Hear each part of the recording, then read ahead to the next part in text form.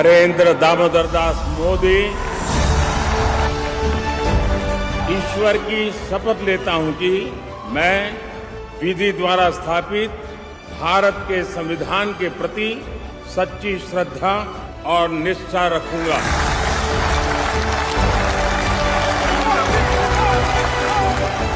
मैं भारत की प्रभुता और अखंडता अक्षुण्ण रखूंगा।